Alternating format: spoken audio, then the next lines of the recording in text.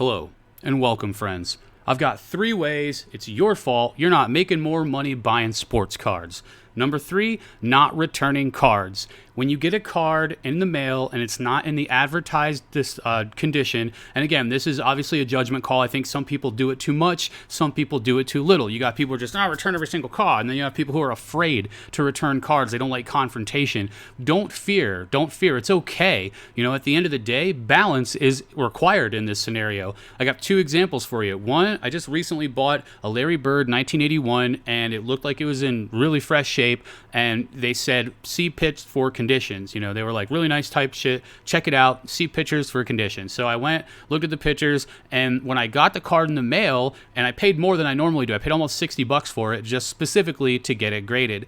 And there was a scuff on the surface that you couldn't see in the picture and wasn't described. They knew it was there, and at the top of the card, you know how the border is on those 81 Topps cards, it's really kind of thin? Well, right in the middle of the top border, there was a line like someone had accidentally kind of jacked it up and got it all jank when they were trying to put it in the top loader or something. So those 2 marks were not described in the listing, and they definitively hurt the value of the card and especially the grading value. So in that case, I feel justified in a return. So I sent that card back.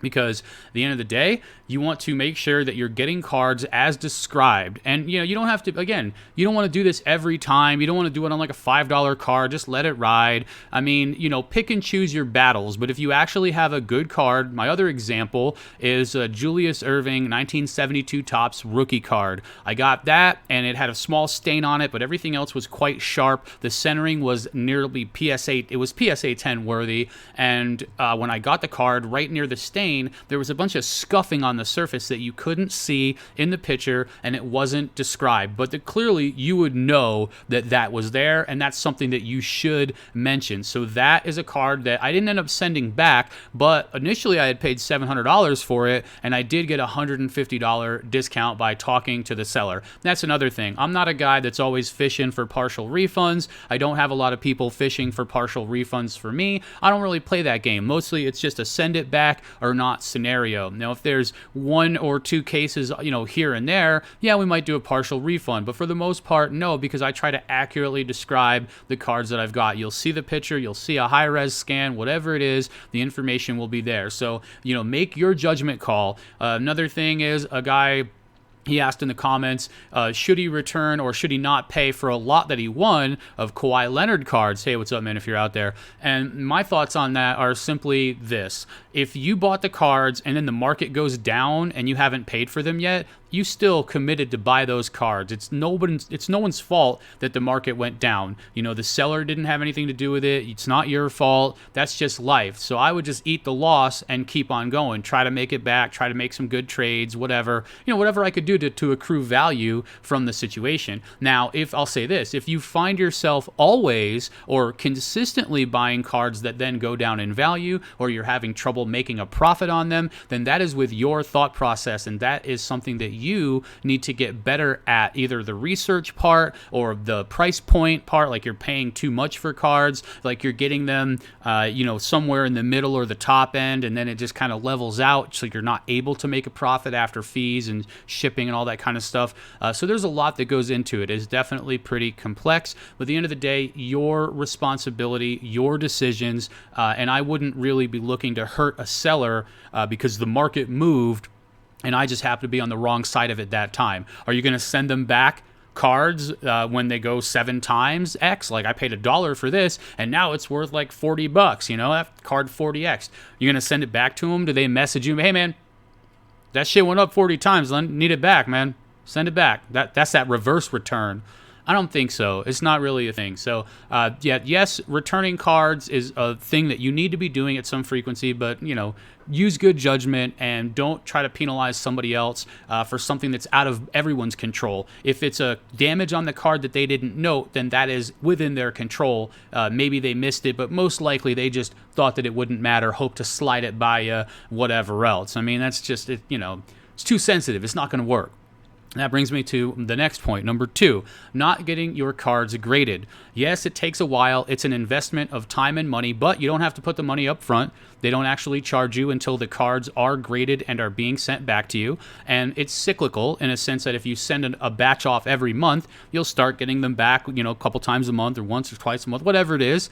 Some frequency, you'll start to get them back. And if you're in the game for a long term, not just flip it and get it done right now, not 2 year, 5, whatever, 6 years, yeah, sure, you have time to start this process. And there's nothing more fun than sending your cards in, getting them graded. You have more of an emotional attachment to it. It's more fun. And that, at the end of the day, I said that like 3 times, haven't I? I should stop.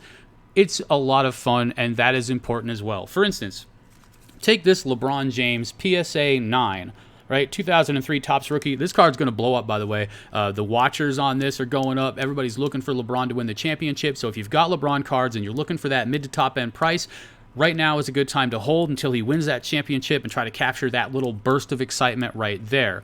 But yes, this right here, I sent this in myself to get graded, so I'm pretty excited about that. I sleep with this dude sometimes. I put him under the pillow, pretend the Tooth Fairy left it. I'll let him borrow my Star Wars blanket. He don't even pee the bed. But then you got this right here. Giannis, right? If I had sent this in, it would be the same way. I would be rubbing his shin. But no, it's not the case. This I bought on eBay for $679 at one point. So I don't have as much of an attachment. Who cares, man?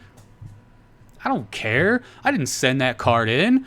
But yeah, it's the most money that you're going to get as well. And it also is good for you to be able to pick out cards that are sharp and well-centered, that are going to grade high. It's the highest multiplier of value. You buy a John Stockton rookie card for $15. You send it in a bulk order for grading. It costs you $10 plus shipping, whatever else. You're looking at about $30 or less for your card. Boom. Now it's a $200 card, $180, whatever it is. When it comes back, a PSA 9, you sell it after shipping fees. You make $100 long-term on that $15 investment, $30 investment, whatever. It's not bad, and it can get crazy when you get the right card. So send cards in for grading. Hunt them down. Get better at looking for raw cards. That is number 2. And number 1, not being honest with yourself. It's really important. When I was teaching poker students, if we found something in their game, like a river play where they call too many bets or they don't fold enough, those are huge leaks, in small stakes poker cash games especially, people don't bluff enough. So if you're sitting there and you're like, man, is he got it this time? Is he the guy with it this time? And you're like getting all emotional, and there's like a flush on the board and you have a set and you're like, does he have the flush? And maybe he's even over betting the pot. Chances are he's got the flush so often in a low stakes game that even if you get it right a couple of times and you find that sprinkle of bluffs, most of the time it's a losing play. You should be overfolding rivers in situations where your opponents are not bluffing enough. That's just quite simple, and it's a long-term expectation thing. Same thing with investing in sports cards. Yeah, you got the day-to-day, and then you have the long-term, and when you're constantly investing in cards that are not going to increase in value, or you're making, like we said earlier, kind of mistakes in a sense where you're picking bad players or you're paying too much, when you're making these mistakes constantly, and it really hurts your sports card investing game. You might say, well, I got it right on Dak Prescott. I made a bunch on him, but all that profit went to like 5 different players that I bought, 25 cards of each at too high of a price point, and now I've lost all my profit and I'm, in the negative for football this season. And that's the other thing, is that the markets are all different. When we first got to the NBA playoffs, we saw everybody popping off, day-to-day fluctuation. It was really good if you were good at picking out players that were going to do good in the near future that had a chance to, move the market, and we made money. But in football, it hasn't been like that. It's been slow. Even if you look at market movers, and I think I might be able to bring market movers up here for just 1 second here. Let me show you this. So if we bring up market movers, this is the football stuff. It's filtered through for football, and we can see the most of an increase we've seen in the last 14 days has been Justin Herbert, 68%. And a lot of that's going to just be filtered through like one or two cards, like his Mosaic Football Silver Raw. So a lot of the times you have these small samples. And now this one has a little bit more of a sales history with 32 sales, but you're often going to have, not enough of a history here, or it's just going to be one or two cards that are kind of leading the pack. So 84 Topps PSA 9, Dan Marino, up 74%, but his BGS 9.5 is only up 11%. So if that's the case, then maybe you should try to get them BGS 9.5s. But either way, that's just two sales. My point here is that the football market is not popping day to day. It's not like a Ron Popeil situation. You can't just set it and forget it. Buy any good player. Next week, he has a good run. Boom, he's up. And it's been difficult. We've found that news, rather than actual gameplay, other than in the case of Hilaire, which is hilarious, that has been what's moving the market. So, I don't know exactly who we would have here. Like Deion Sanders is now the coach of some team, and his cards are up 25%, but it's only 3 cards so far, and it's his Score Football rookie card. And the PSA 10 and PSA 9. The 9 has gone up 42%, and the 10 has only gone up 6%. So, I mean, it's weird, and this averages out, and that's kind of a flaw with this system too. But nonetheless, football is not popping as much as previously thought. So let me get back here. So you gotta know the market that you're in. You have to know what the situation is and where you want to place your bets, essentially your money, and how you're going to get the money out of there. So it's important for you guys to kind of be on top of that. And honestly, hockey didn't get any attention. Nobody cares about NASCAR, so I'm not going to tell you Bubba Wallace is a guy that, since he's working for Jordan now or whatever, racing for Jordan, you're not going to go out and buy a bunch of $2 Bubba Wallace. Nobody cares about NASCAR. If you look at Google Trends and you look up NASCAR cards, basketball cards, and you look up all those cards, baseball cards crushes everything. Hockey cards and NASCAR cards have remained flatlined, dead, since like 2004. There's just been barely any movement. For whatever reason, they do not resonate with the American people. Yeah, NASCAR is the most watched, perhaps, aside from football, but nobody cares about the cards. So don't go buy the Bubba Wallace. And if he does for some reason, don't blame me about it, man.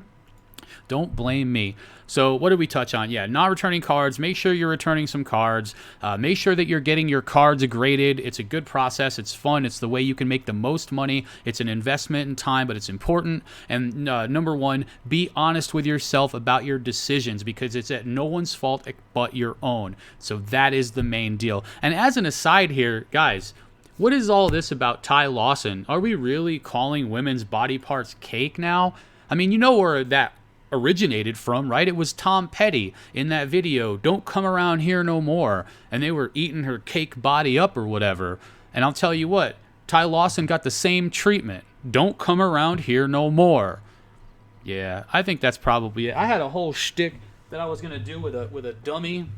I had a dummy I was gonna work this dude in, and then do this like cool voice. "Hey, sweetheart, how you doing, sweetheart?" He's his body doesn't actually work, sweetheart. The lips, he got a flappy ass lip up there. Yeah. Maybe I'll do something with this guy in the future, sweetheart. Make sure you send your cards in to grade, dummy. I'll catch you later, dummies.